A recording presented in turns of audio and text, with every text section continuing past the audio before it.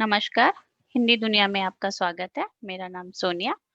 आज हम पढ़ेंगे सर्वनाम, जिसे हम इंग्लिश में प्रोनाउन कहते हैं। जैसा कि आप चित्र में देख रहे हैं, यह लड़का है जिसका नाम है वैभव। वैभव एक अच्छा लड़का है। वह कक्षा 5 में पढ़ता है। उसके पिता एक अध्यापक है। वह उसे प्यार करते हैं।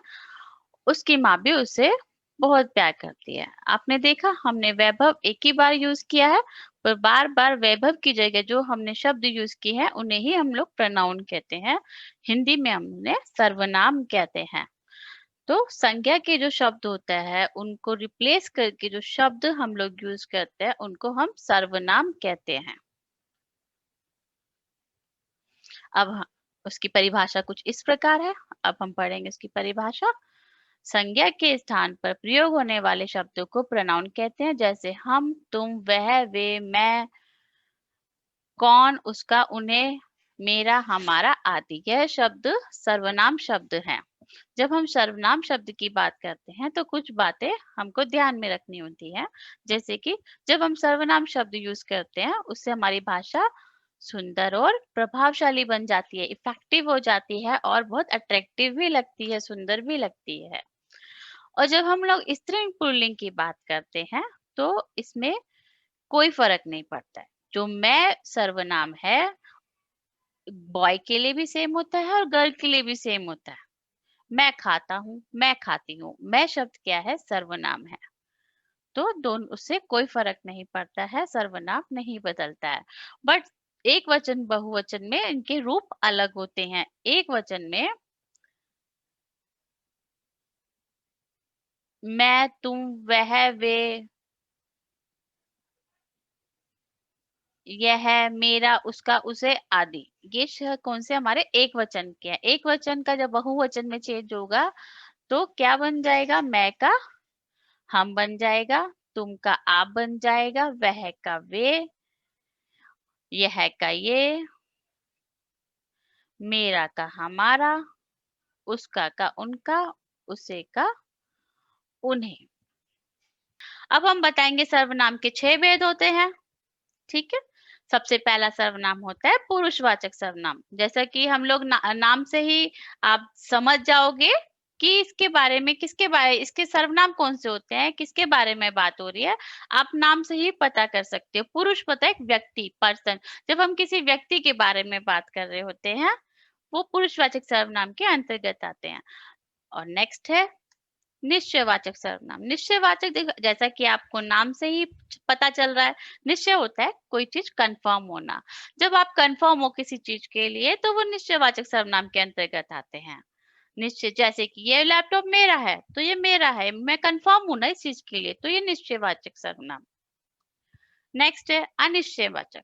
अनिश्चयवाचक सर्वनाम निश्चयवाचक सर्वनाम के अपोजिट होते हैं, जिसमें आप कंफर्म नहीं होते हैं। देखो, कोई आया है, कौन आया? वी डोंट नो, हमें नहीं पता है, तो वो अनिश्चयवाचक सर्वनाम में आ जाता है। जैसे सिंपल है, निश्चय मतलब निश्चयवाचक सर्वनाम में जो चीजें कंफर्म होती है वही सर्वनाम आते हैं, और अनिश्चयवाचक सर्वनाम में जो चीज कंफर्म नहीं है वो वाले सर्वनाम आते हैं।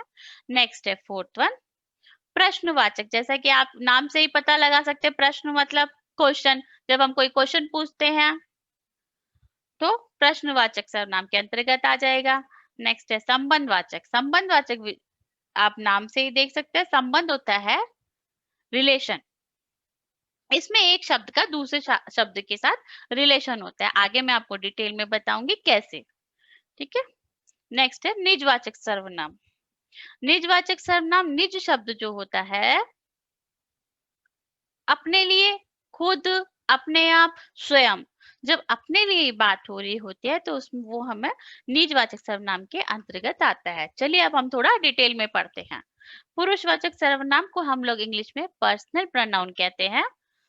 पुरुषवाचक सर्वनाम 3 तरह के होते हैं। सिर्फ एक यही सर्वनाम ऐसा है जिसके भेद हैं, बाकी सबका कोई भेद नहीं है। पुरुषवाचक सर्वनाम के अंतर्गत 3 भेद होते हैं: उत्तम पुरुष, मध्यम पुरुष और अन्य पुरुष। ठीक है। हमारे पुरुषवाचक सर्वनाम के अंतर्गत 3 भेद आते हैं: उत्तम पुरुष के अंतर्गत वह सर्वनाम आते हैं जिसमें फर्स्ट पर्सन होता है जो कि बोल रहा है। मैं बोल रही हूँ, मैं फर्स्ट पर्सन हूँ, तो मैं उत्तम पुरुष। और मैं अपने लिए कौन कौन से सर्वनाम यूज करूंगी? मैं, हम, हमारा, मुझे, हमें, ये हमारे उत्तम पुरुष फर्स्ट पर्सन के बारे के सर्वनाम है। जब हम अपने बारे में बात करेंगे उत्तम पुरुष में, तो हम लोग फर्स्ट पर्सन जो बोल रहा है उसके लिए कौन से सर्वनाम प्रयोग करेंगे? मैं, हम, मेरा, हमारा, मुझे, हमें आदि। जैसे एग्जाम्पल आप देख सकते हैं, मैं एक निबंध लिखती हूँ। तो मैं शब्द कौन सा है? पुरुषवाचक है। पुरुषवाचक में कौन सा पुरुषवाचक है? आपसे क्वेश्चन पूछा जाएगा। तो पुरुषवाचक में ये उत्तम पुरुषवाचक है, क्योंकि वो लिख रही है, वो फर्स्ट पर्सन है। और जो वो पढ़ेगा वो सेकंड पर्सन हो जाएगा। मैं लिख रही हूँ, तुम पढ़ रहे हो। ठीक है। हम टीवी देख रहे हैं, ये फर्स्ट पर्सन है। मैं का हम हो गया, देखो ये एक वचन है, ये बहुवचन है। नेक्स्ट है आपका मध्यम पुरुष। इसमें सेकंड पर्सन होता है। सुनने वालों के लिए जिन सर्वनामों का प्रयोग होता है उन्हें हम मध्यम पुरुष कहते हैं, जो सुन रहा है। जैसे कि मैं बोल रही हूँ, आप सुन रहे हो, तो मैं आपके लिए कैसे सर्वनाम यूज करूंगी? तुम, आप, तुम्हारा, आपका, तुमने, आपने आदि। ये सारे सर्वनाम हम लोग मध्यम पुरुष में प्रयोग करते हैं। तुम, आप, तुम्हारा, आपका, तुमने आदि। नेक्स्ट आता है आपका पुरुषवाचक के अंतर्गत अन्य पुरुष। अन्य पुरुष कौन सा? Third person. मैं नहीं, आप नहीं, कोई तीसरा, थर्ड पर्सन। जैसे कि आप एग्जांपल दे, वह सो रही है, मैं नहीं सो रही हूँ, तुम भी नहीं सो रहे हो, वह सो रही है, मतलब वो थर्ड पर्सन है। तो उसके लिए जो वह वर्ड है वो हमारा अन्य पुरुष में आएगा। नेक्स्ट देखो एग्जांपल, वे खेल रहे हैं। वे, मैं भी नहीं, तुम भी नहीं, थर्ड पर्सन, तो वे थर्ड पर्सन हो जाएगा, वे हमारा अन्य पुरुष के अंतर्गत आएगा। ये आपका फर्स्ट प्रोनाउन सर्वनाम था। अब आपका सेकंड आता है निश्चयवाचक। जैसे कि मैंने आपको स्टार्टिंग में बताया था, निश्चयवाचक डेफिनेट प्रोनाउन होता है और हम इसमें कंफर्म होते हैं। जैसे कि ये बच्चा है, ठीक है, वो क्या बोल रहा है? यह मेरा स्कूल है। हाँ, वो इसका स्कूल है, वो कंफर्म है। एक ये बच्ची खड़ी है, वह मेरे खिलौने हैं, बच्ची भी कंफर्म है, वे मेरे खिलौने हैं। तो जब हम किसी निश्चित व्यक्ति या वस्तु के लिए जिन सर्वनामों का प्रयोग होता है उन्हें निश्चयवाचक सर्वनाम कहते हैं। जैसे यह है, वह है, ये, वे। किसी कोई कंफर्म पर्सन हो या कोई कंफर्म चीज हो, उनके लिए जो सर्वनाम प्रयोग होते हैं उनको हम लोग निश्चयवाचक सर्वनाम में कहते हैं। नेक्स्ट इज अनिश्चयवाचक सर्वनाम। अनिश्चयवाचक को हम लोग इंग्लिश में इनडेफिनिट प्रोनाउन कहते हैं। इसके अंतर्गत ये निश्चयवाचक का जस्ट अपोजिट होता है। उसमें हम कंफर्म होते हैं, इसमें हम लोग कंफर्म नहीं होते हैं। किसी अनिश्चित व्यक्ति या वस्तु के लिए जिन सर्वनामों का प्रयोग होता है, ध्यान से देखिए, किसी अनिश्चित व्यक्ति या वस्तु के लिए, अनिश्चित मतलब जो कंफर्म नहीं है, उसे उन जिन सर्वनामों का उसके लिए प्रयोग होता है, जो कंफर्म नहीं है उसे अनिश्चयवाचक सर्वनाम कहते हैं। आप एग्जांपल देख सकते हैं, कोई दरवाजा खटखटा रहा है। खटखटाना का मतलब होता है नॉक करना। देखो, कोई दरवाजा, कौन है हमें नहीं पता है, तो वो अनिश्चयवाचक सर्वनाम के अंतर्गत आएगा। दूध में कुछ गिर गया है, क्या गिर गया है, कंफर्म नहीं है, तो वो अनिश्चयवाचक हो जाएगा। दूध में मक्खी गिर गई है, तो वो कंफर्म है, वो निश्चयवाचक हो जाएगा। दूध में कुछ गिर गया है, वो कंफर्म नहीं है, तो वो अनिश्चयवाचक अंतर्गत के आएगा। आपका फोर्थ वन है प्रश्नवाचक सर्वनाम। प्रश्नवाचक को हम लोग इंग्लिश में इंटेरोगेटिव प्रोनाउन कहते हैं। प्रश्नवाचक, जैसा कि आपको उसके नाम से ही पता चल जाएगा, जब हम कोई प्रश्न पूछते हैं तो वो जो शब्द यूज होते हैं प्रश्न वाले, उनको प्रश्नवाचक सर्वनाम कहा जाता है। प्रश्न पूछने के लिए जिन सर्वनामों का प्रयोग होता है उन्हें प्रश्नवाचक सर्वनाम कहते हैं।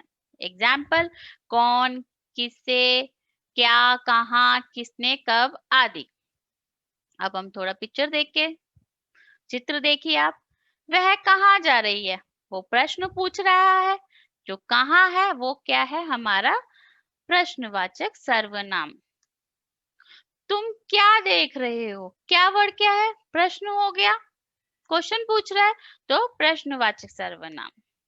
नेक्स्ट है संबंधवाचक सर्वनाम। इंग्लिश में इसको रिलेटिव प्रोनाउन कहते हैं। रिलेटिव होता है जैसे हमारे भी रिलेटिव होता है, जिससे हमारा संबंध होता है। इनमें क्या होता है, एक शब्द का दूसरे शब्द के साथ रिलेशन होता है।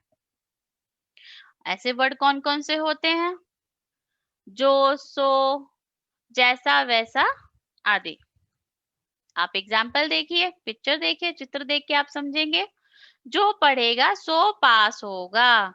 जो वर्ड है और सो वर्ड है, इसमें संबंध दिखा रहे हैं। जो पढ़ेगा सो पास होगा, तो जो वर्ड और सो वर्ड संबंध दिखा रहे हैं। नेक्स्ट पिक्चर में देखिए, जैसा करोगे वैसा भरोगे। जैसा करोगे वैसा भरोगे मतलब जैसा आप चोरी कर रहे हो तो आपकी पिटाई तो होगी ना। तो जैसा करोगे वैसा भरोगे। जैसा, वैसा, जो, सो एक दूसरे के साथ रिलेशन दिखाते हैं, तो इसलिए हम इसको संबंधवाचक प्रोनाउन कहते हैं, सर्वनाम कहते हैं। आपका इसका लास्ट है 6th वन, निजवाचक। निजवाचक सर्वनाम को रिफ्लेक्सिव प्रोनाउन भी कहते हैं इंग्लिश में। निजवाचक, जैसे कि मैंने आपको स्टार्टिंग में बताया था, निज मतलब क्या होता है? अपने लिए बात करना, स्वयं के लिए बात करना। ठीक है। स्वयं या अपने लिए जिन सर्वनामों का प्रयोग होता है उन्हें निजवाचक सर्वनाम कहते हैं। स्वयं या अपने आप के लिए,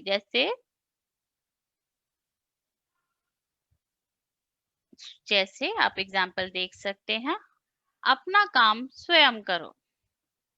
स्वयं वर्ड जो है वो आपका निजवाचक में आता है। अपना काम स्वयं करना चाहिए, खुद करना चाहिए। वह स्वतः ही चला गया। स्वतः क्या है? हमारा सर्वनाम है, निजवाचक सर्वनाम स्वतः होता है, अपने आप ही चला गया। ठीक है। स्वयं, अपने आप, स्वतः, खुद, ये जो शब्द होते हैं हमारे निजवाचक सर्वनाम के अंतर्गत आते हैं। आशा करती हूँ कि आपको सर्वनाम और उसके भेद समझ आ गए होंगे। अगर आपको कोई डाउट है या आप कोई क्वेश्चन पूछना चाहते हैं तो प्लीज आप कमेंट बॉक्स में पूछ सकते हैं। अगर आपको यह वीडियो पसंद आया है तो प्लीज इसे लाइक और सब्सक्राइब करना ना भूलें। धन्यवाद।